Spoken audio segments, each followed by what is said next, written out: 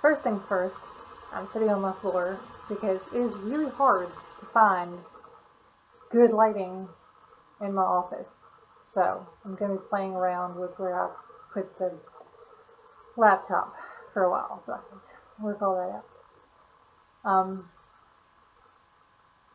Well, let's see. What do I want to talk about today? Mentally, I've been doing relatively well lately. Keep sinking to the floor and then my face is being hidden. Anyway, so, okay, now. Been doing mentally well lately. I haven't been having flashbacks or whatnot this last week. Eventually, I'll be able to. I'll learn to talk eventually. You'll have to excuse me. I've had a weird throat cough thing going. So, anyway, no, I've been doing mentally well lately, and I'm kind of proud of that. Um, husband thinks that that's because of these videos, which may be true, may not be true, I don't know, but whatever it is, I like the fact that I'm doing mentally well. I like it when I'm not feeling crazy, obviously. However, that being said, I have been dealing with a lot of social anxiety lately. I think I mentioned in a previous video that I made a friend, and I was really proud of that friend. It's hard for me to just call people or even text them and invite them to do something with me, and I did that. I texted her, and I was like, hey, well, technically I Facebooked her, but I was like, hey, let's go shopping. Got some money, and went to the Goodwill, having a 99-cent sale. So yeah, let's go shopping. And we did, and we kind of made a day out of it, and we went and had lunch, and we came back here, and we hung out with me and her and her kid, and it was nice. Because that's really hard for me to do, to contact someone and be like, hey, come hang out with me. It was a little easier, because my husband and her husband are friends, which is how we met, and um, my husband had picked up on some vibes from his friend, thought that she might be, depressed or just, going through some hormonal stuff with being pregnant. So it's easier because I felt like I was helping her by inviting her and not just helping me. Although it was a help for me. It was very helpful for me to do that. So the problem with this comes in some of my anxiety problems seem very high school. And intellectually, I realize that. Intellectually, I realize that it's kind of juvenile for me to worry when a friend doesn't contact me or respond to a message. I know that that's silly. I know that we're adults and adults have lives, but it still makes me anxious. That it's worry. Did I do something wrong? Did I offend this person in some way? And then because of the mental health disorder that I have, it gets built up in here to such extremes. It's not just like, oh well, I wonder if I offended her. It's, I wonder if I offended her. Oh my god, it's something. I must have done something. It must be, I must have done something. And it's hard to talk yourself out of those thought patterns when you get stuck in them. Um, so yeah, and I think that there might actually be some of that on her end as well, because she actually has my phone number and hasn't called me or texted me, which would still be weird. Like, I don't actually want her to, because I don't talk on the phone. Because it's anxiety inducing, which is odd because I usually talk on the phone for a living. Talking to strangers on the phone is just fine. I do that all day long. If I'm doing it for a very specific purpose and I'm not having an anxiety attack at the moment. But anyway, it's just hard to have PTSD. And it's, while I'm doing well and I'm not having flashbacks and I'm not, it's, my main issue right now is the obsessions. I'm obsessing over things. My brother should be getting out of prison soon, I think, but I can't bring myself to look at the phone here because I'm afraid that if I do, I'll obsess over it if he is out. But by not looking it up, I'm still obsessing over whether or not he's out.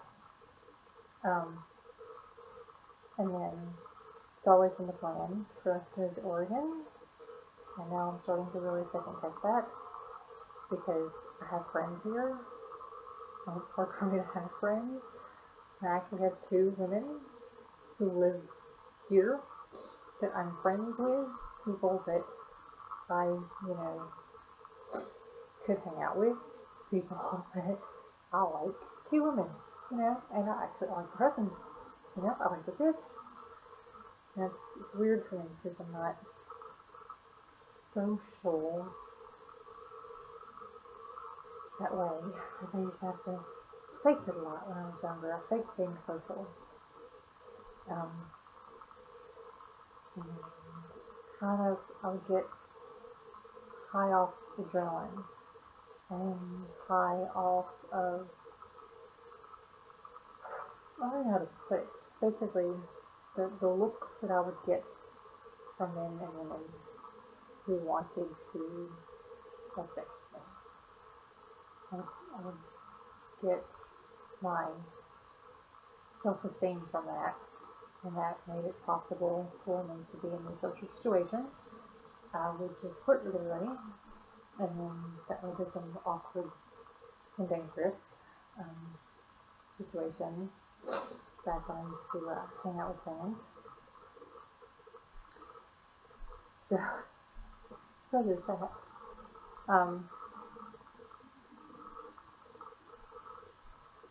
But to do it authentically, to socialize with people as myself, it's very hard to do. Like, I didn't even do it if I was wedding. Most of my wedding, I get outside with my friend, who's also my ex, and who is also my patron of honor. But anyway,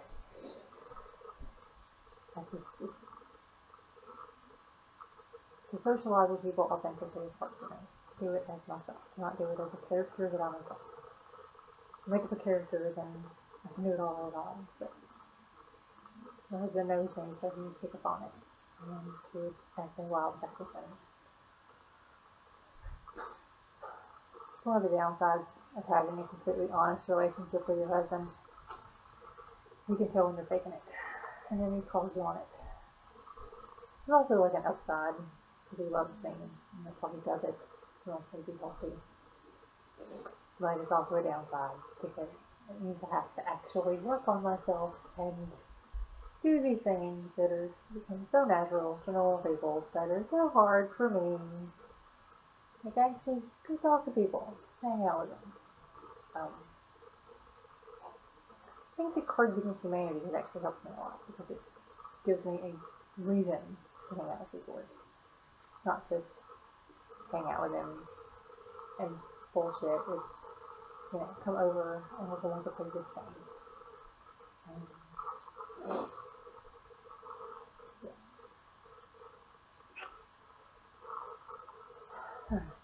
So that's that. Um, it's just hard. And then, I don't know, I'm taking a lot of it on lately. I want to. Taking someone out of your life is not easy. You think that you can just say, and they're gone. But it's not like that.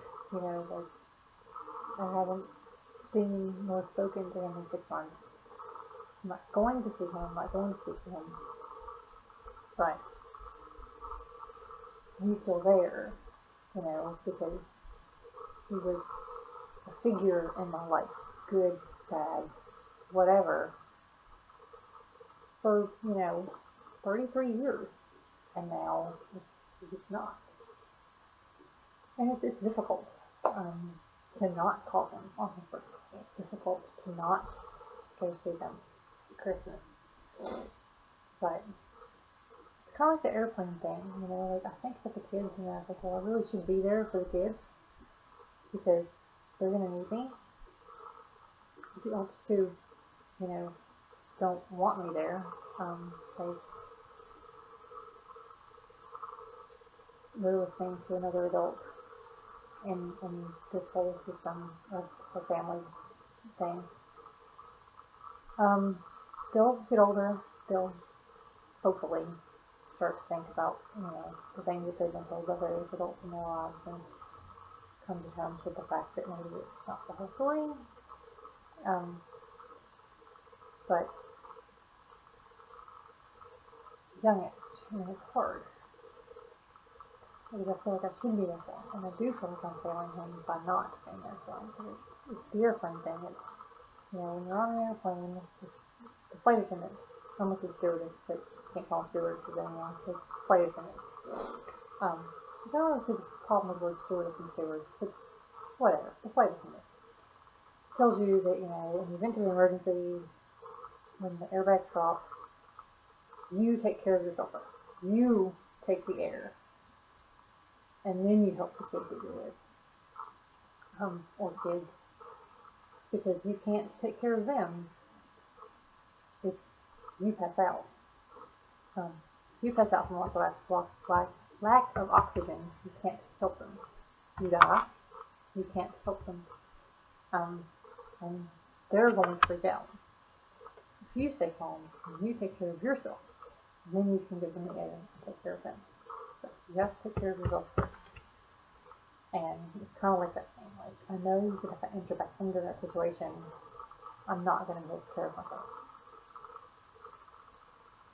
But that doesn't take away from the guilt. I still feel guilty for not being there. Like, the only people he has to look up to are alcoholics and drug addicts. And the extremely out of touch with how the other side lives, people who live in the community. Still can't quite get over that. Like, it's so easy for people to judge the actions of one person, but they don't know what that person's life is like. Like, it's really easy to say, well, Brandy, why don't you just woman up and do the things that you're supposed to do? Well, it's not that easy. That's post-traumatic stress disorder. Actually been diagnosed with post-traumatic stress disorder. I live dissociative paranoid tendencies. And putting myself in situations where I don't feel safe or comfortable exacerbates my condition. And so I can't help someone if I lose it. And being in that house, I was losing it. Evidenced by the way I screamed. My husband had never seen that side of me before. He'd never heard me scream like that, or seen me fall apart to that degree, where I just cry.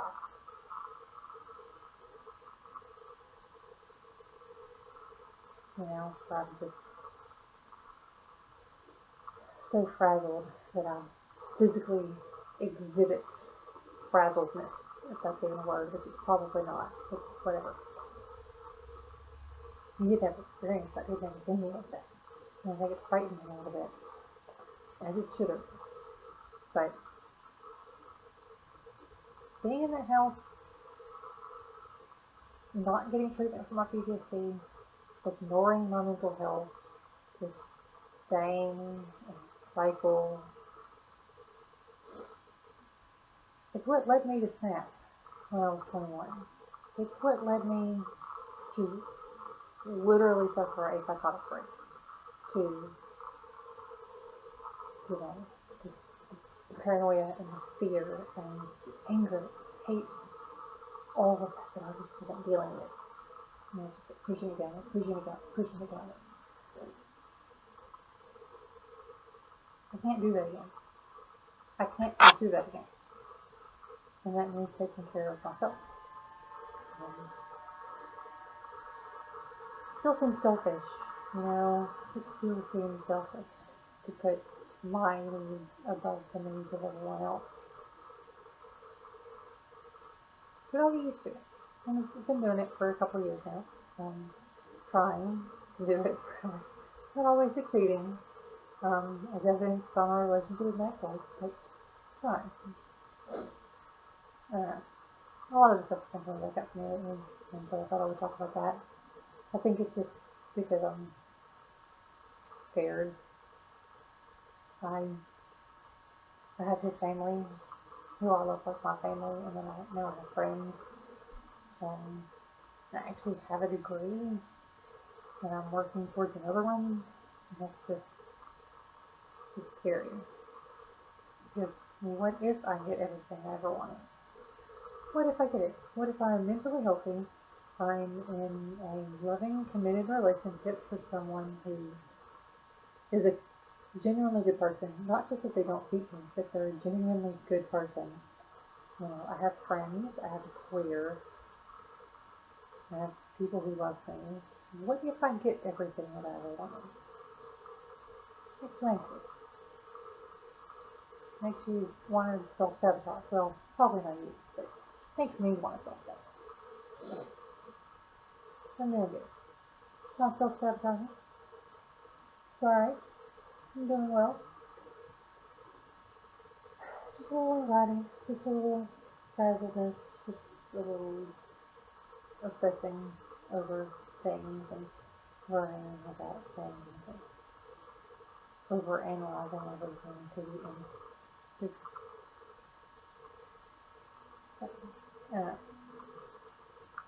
So I guess that's all for right now. I'm gonna go get ready, do some shopping.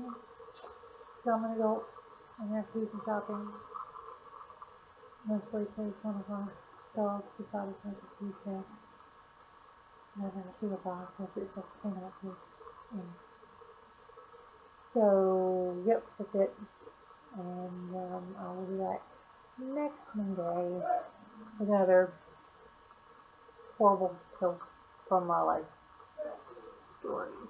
I'm gonna go now because I hear my husband yelling at a puppy. So, later.